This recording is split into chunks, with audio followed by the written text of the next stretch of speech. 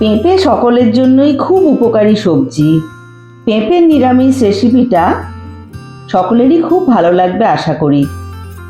আমি নিতুজ হেসেলে আপনাদের স্বাগত।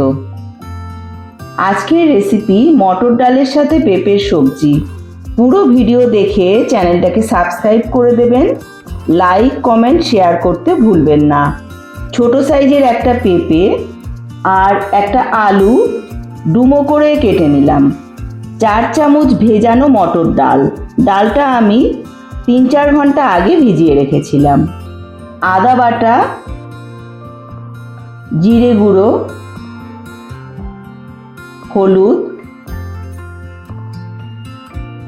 লবণ, চিনি, গরম মশলা গুঁড়ো, এই সব উপকরণগুলোই আমার লাগবে আজকের রেসিপিতে। গ্যাসে কড়াই বসিয়ে 4 চামচ সর্ষের তেল দিয়ে গরম করে পেঁপের টুকরো ছেড়ে দিলাম।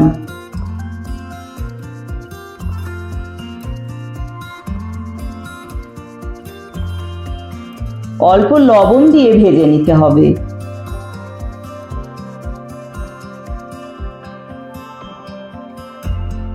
ভাজা হলে একটা বাটিতে তুলে নিলাম।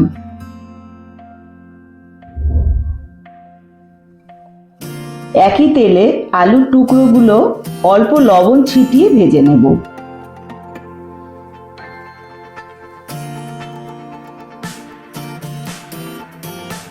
একটা বাটিতে ভাজা আলু তুলে রাখলাম।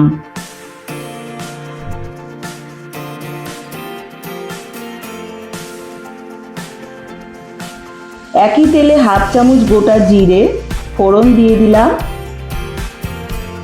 এই সময় একটা বাটিতে 1/2 চামচ হলুদ গুঁড়ো, 1/2 চামচ আদা বাটা, 1 চামচ জিরে গুঁড়ো নিয়ে অল্প জল দিয়ে গুলে নেব।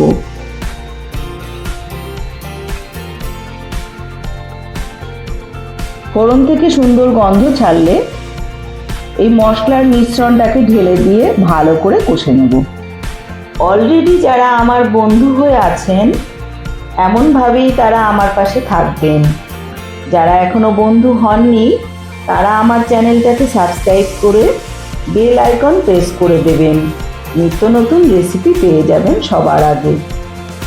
আমাকে এগিয়ে যেতে সাহায্য করার জন্য অনেক ধন্যবাদ আমার সকল বন্ধুদের।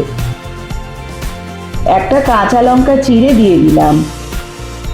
আজকের রেসিপিটা আমি কাঁচা লঙ্কা দিয়েই করব, শুকনো লঙ্কার গুঁড়ো ব্যবহার করব না। আপনারা চাইলে শুকনো লঙ্কার গুঁড়ো এই সময় দিতে পারেন। ভেজানো মটর ডাল দিয়ে মশলার সাথে কষিয়ে নিতে হবে ডালটাকেও। কষানোর সময়ই 1 চামচ নারকেল কোড়া দিয়ে নেড়ে চেড়ে ভালো করে মিশিয়ে নেব।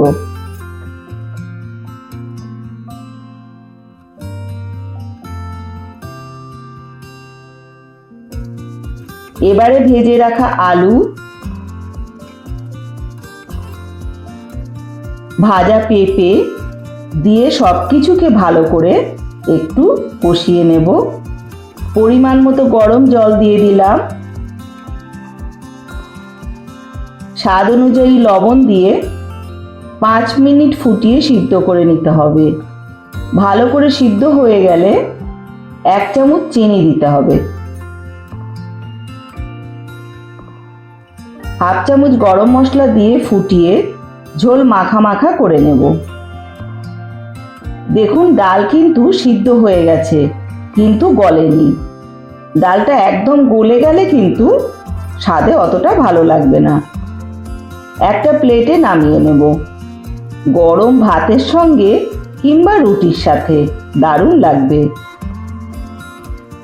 সুস্থ থাকবেন, ভালো থাকবেন, পাশে থাকবেন। আমি নিতু আবার আসছি পরের রেসিপি নিয়ে।